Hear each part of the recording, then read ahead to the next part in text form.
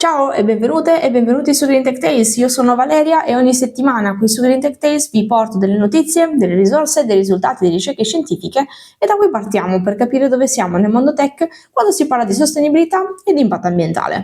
Per la prima notizia di oggi vi parlo di alcune iniziative che vanno, diciamo, a contrastare da un certo punto di vista un'altra grande iniziativa che avviene una volta all'anno, ovvero il Black Friday. Lo avrete notato ormai da qualche settimana, il Black Friday è da tutte le parti. Qualsiasi notifica da parte dell'e-commerce a cui siamo iscritti, qualsiasi email, qualsiasi tipo di notifica che può arrivarci da un e-commerce o da un sito online che ci può vendere qualcosa, parla del Black Friday e delle varie offerte, dei super sconti, eccetera, eccetera.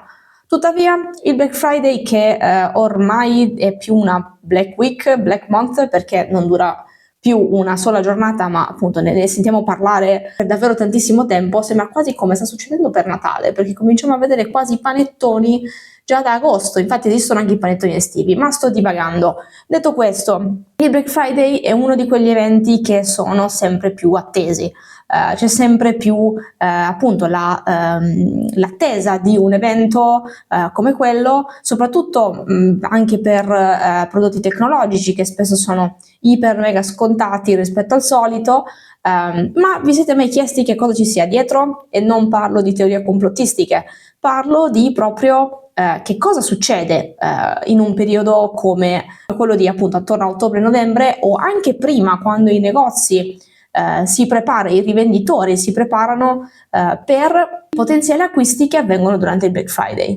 E da questo punto di vista vorrei portarvi un pochino di notizie e un pochino di dati legati a quello che è l'impatto ambientale, ma non solo. Vediamo un attimino da un punto di vista un pochino critico che cosa succede durante un evento di questo tipo e anche che cosa comporta.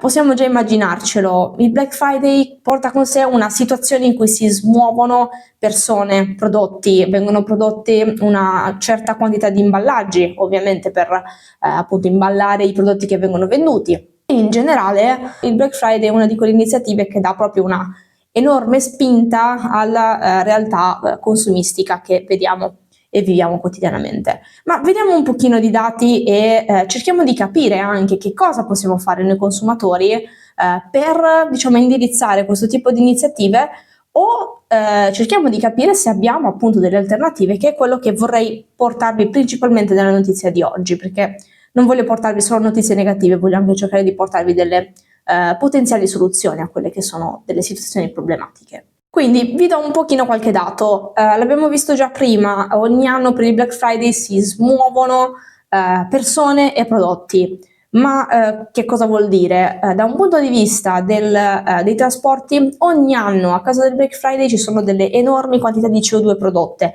a causa dei trasporti. Si è stimato nel 2022 che è stata prodotta una quantità di circa 1,2 milioni di tonnellate di CO2 prodotte soltanto dai camion che trasportavano appunto prodotti legati al Black Friday sia verso magazzini sia verso i negozi in tutta Europa. E questa, per darvi un po' una prospettiva, è circa il 94% in più delle emissioni prodotte in una settimana in media durante l'anno. Oltre a questo, ovviamente vi porto anche qualche dato italiano che sono riuscita a trovare nelle ricerche. In Italia si stima che durante la settimana del Black Friday ci sia un aumento di emissioni di CO2 pari a circa 400.000 tonnellate.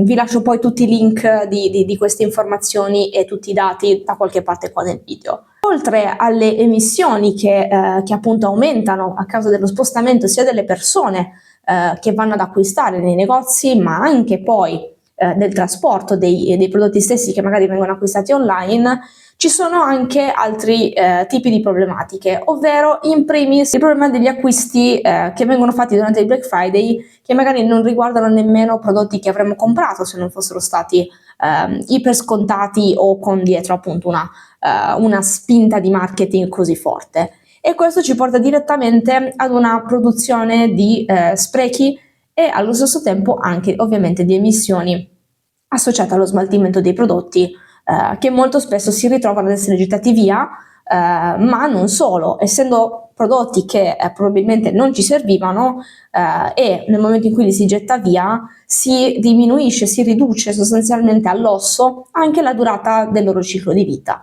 e quindi abbiamo un grosso problema. Anche qui vi porto alcuni dati. Da alcuni studi è emerso che i consumatori che da un certo punto di vista si sono pentiti di aver fatto un acquisto durante il Black Friday ammonta circa il 52%. Un altro report ci mostra che vi è un aumento dei resi dei prodotti che vengono normalmente acquistati nei giorni immediatamente dopo il weekend del Black Friday. E questa percentuale è circa del 143% di prodotti in più che vengono riportati nei negozi o comunque che vengono resi anche nel caso di appunto acquisti online. Insomma, dietro ad un'iniziativa così innocua, che spesso viene vista soltanto come un'occasione in cui poter acquistare dei prodotti a prezzi molto molto scontati. E su questo tra l'altro possiamo anche aprire un dibattito, ma non è sicuramente questo il momento giusto e non è nemmeno il format giusto, ma quello che volevo portarvi era una serie di alternative al Black Friday e comunque una serie di iniziative che rispondono a questo tipo di iniziativa annuale. Una di queste è il Green Friday. Il Green Friday è un'iniziativa che è nata per promuovere uno shopping consapevole per i consumatori e aiutare anche a riconoscere tutte quelle pratiche piuttosto negative che sono legate appunto ad acquisti superficiali, ma appunto a rendere proprio il consumatore un pochino più consapevole prima di recarsi ad acquistare qualcosa o prima di aprire il proprio e-commerce preferito. Il Green Friday può essere svolto in tantissimi modi, infatti è un'iniziativa molto aperta che si basa più che altro sull'idea appunto di rendere il consumatore più consapevole e quindi non cascare in tutte quelle situazioni che sono molto spesso trainate dal marketing, trainate anche dalle abitudini e da quello che è diventato un po' una norma. La seconda iniziativa di cui voglio parlare, ed è una di quelle che onestamente ho apprezzato di più e che mi rende un po' triste il fatto che quest'anno non ho visto aziende aderirvi, è la Bring Back Friday. Anche questo è uno scioglilingua, potevano scegliere dei nomi un pochino più semplici, ma è un'iniziativa che nel 2022, quindi 3 anni fa, è stata supportata anche da IKEA. In che cosa consiste? Consiste sostanzialmente nell'incoraggiare i consumatori a riportare nei negozi eventuali vecchi device, quindi dispositivi elettronici, ma anche vecchi prodotti che non vengono più utilizzati e che magari sono messi da parte in casa o nel proprio garage e con il fine di poterli riciclare. IKEA nel 2022 ha aderito a questa iniziativa e ad esempio IKEA offriva uno sconto anche su prodotti che potevano essere scambiati con quelli riportati. Quindi da un certo punto di vista c'era non solo un modo per spingere i consumatori a riciclare i propri prodotti e quindi mettere sempre di più nella mente del consumatore l'idea di poter riciclare i propri dispositivi anche se lui stesso non li utilizza più, ma anche un rinforzo positivo che era appunto quello dello sconto su diversi prodotti che magari potevano essere utili per il consumatore stesso. Questa era una delle iniziative che ho trovato più interessanti e ripeto, però quest'anno non ho trovato aziende che vi hanno aderito, magari ci saranno dei dati un pochino più aggiornati o troverò qualcosa nelle prossime settimane e vi farò sapere. Vorrei concludere questa notizia dicendovi che ovviamente il Black Friday è uno di quegli appuntamenti che ormai sono attesi, sono diventati appunto una norma, è diventato normale per qualsiasi tipo di consumatore, non serve più essere super preparati ad utilizzare l'e-commerce, ma lo vediamo anche nei negozi fisici, quindi è diventato qualcosa di estremamente normale. E su questo appunto non giriamoci attorno del fatto che sia in realtà una iniziativa che si basa molto sul consumismo. Dall'altra parte dovremmo puntare maggiormente, come dicevo prima, ad un'economia circolare, quindi a rendere i consumatori e in generale tutti noi un pochino più sensibili al valore proprio dei prodotti che abbiamo in casa. Quindi a fare attenzione a riciclarli, alla riparazione quando possibile, e questo secondo me parte molto diciamo, dal piccolo, da un certo punto di vista. Questo perché? Perché può essere un segnale verso anche le aziende e verso quello che al momento viene vista come normalità, che da un certo punto di vista è diventata una normalità nel tempo, pian piano sono state richieste sempre più prodotti, per cui il Black Friday ad esempio è diventato quello che conosciamo oggi. Ma se diciamo pian piano ci impegniamo in un piccolo cambio di rotta, probabilmente magari quello che vediamo oggi come normalità in realtà potrà pian piano cambiare o comunque ridimensionarsi da un certo punto di vista. Ovviamente metto le mani avanti, sembra sempre molto difficile rendersi conto che davanti a colossi che portano avanti questo tipo di iniziative noi piccoli consumatori abbiamo voce in capitolo, ma in realtà il nostro ruolo è molto importante nella direzione dell'economia. Quindi nel nostro piccolo io vi dico che qualcosina la possiamo fare. Quello che vi posso dire è: siate consapevoli di quello che succede quando andate ad acquistare un dispositivo o un prodotto. Se non vi serve, pensateci un pochino di più. Va bene che ci sia lo sconto, ma ci serve davvero? Proviamo a pensarci. Quindi acquistiamo il necessario e ripariamo quando possibile, cerchiamo delle alternative a quello che è appunto un'esplosione del consumismo. L'ho detto un sacco di volte consumismo in questa notizia, e quindi passiamo alla prossima. Per la seconda notizia vi parlo di un tool sviluppato dalla Greenway Foundation. Per chi non fosse familiare con la Greenway Foundation, la Greenway Foundation è una delle organizzazioni internazionali che si occupa di mettere in piedi degli standard, delle metodologie e delle diciamo best practice legate appunto al green software. Ne abbiamo parlato diverse volte e abbiamo parlato anche di diversi progetti della Greenway Foundation qua sul canale. Magari provo a farvi un piccolo riassunto da qualche parte qua se riesco, e se non riesco trovate comunque tutto sul GitHub o sul loro sito web. Oggi però vi parlo di una nuovissima iniziativa della Greenway Foundation che ho avuto il piacere di approfondire anche durante un evento che è avvenuto a Berlino qualche settimana fa, ovvero EcoCompute, e vi parlo appunto del progetto che si chiama Carbon.txt. Carbon.txt cerca di risolvere il seguente problema: come possiamo rendere disponibili e facilmente leggibili sul web varie informazioni e dati legati alla sostenibilità e tutte quelle iniziative che sono portate avanti da una certa azienda? Quello che appunto si pone come obiettivo è quello di avere una pagina che sia raggiungibile sotto al dominio di ogni azienda, in cui sono presenti una serie di informazioni che vanno un po' a sostituire da un certo punto di vista, o danno comunque un'alternativa più facilmente e velocemente leggibile rispetto ad andare a cercarsi il report di sostenibilità, il report CSRD, vari report ESG, certificati, eccetera, eccetera. Infatti questi spesso risulta molto difficile trovarli. Nella maggior parte dei casi si trovano almeno dei link nel footer, ma spesso bisogna trovare la pagina adatta, dove magari è stato scritto un blog post o comunque dei contenuti un pochino più approfonditi, e poi si trovano tutta una serie di certificati, documenti che vanno appunto a sostenere quel tipo di claim.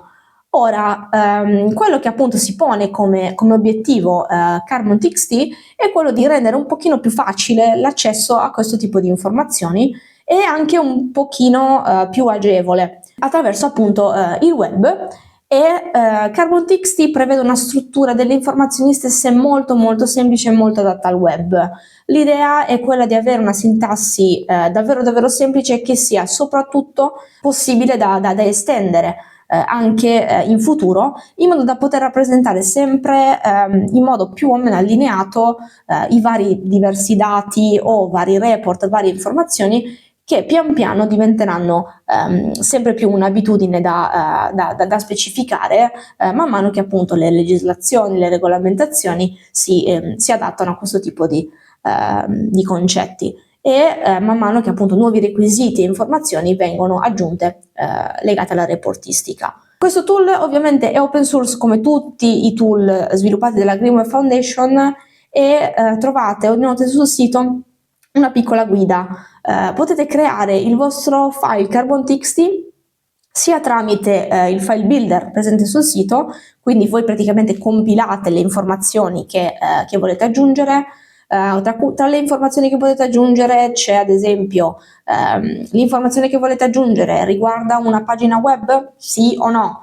Nel caso in cui sia una pagina web avete il link, nel caso in cui invece sia un documento, qual è il link al documento, di che cosa si tratta e diciamo un po' di informazioni che possono diciamo riassumere quello che è l'informazione che state aggiungendo. Quindi potete tranquillamente scriverlo a mano oppure utilizzare il file builder. Nel caso in cui lo state scrivendo a mano potete utilizzare anche il validatore che trovate sempre sul sito della Greenway Foundation sulla pagina del progetto.